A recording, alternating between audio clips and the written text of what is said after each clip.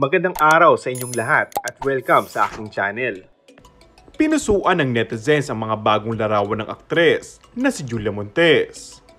Sa latest Instagram post nito, ibinida niya ang kanyang kagandahan. Nag-iwan din ng mensahe ang aktres.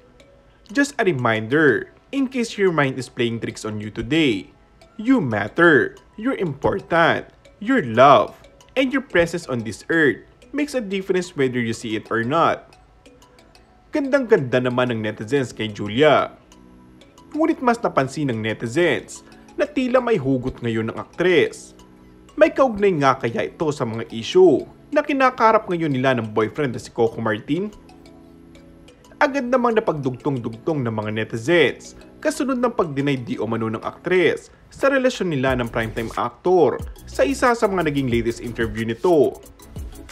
Samantala, may mga nagsabi din na baka apektado ang aktres sa naging eksena ng kapamilya aktres na si Lovie Poe sa Batang Quiapo.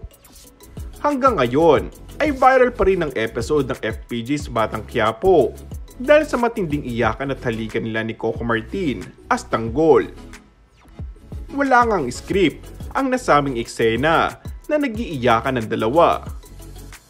Paulit-ulit ding pinost ni Lovie's IG stories nito ang mga eksena nila ni Coco. Ang caption niya, "Coco and I have been doing free flow since," meaning no script. Wherever your heart leads you, do it. And so at this very moment, I felt like kissing him. It was their first, but sad kiss. Sabi ng taga-production ng FPJ's Batang Quiapo, walang script yung halik. Dalang-dala rin ba kayo sa eksena? And that's all for our today's video. Kung bago ka lang sa aking channel ay mag-subscribe at pindutin na rin ang notification bell. Maraming salamat!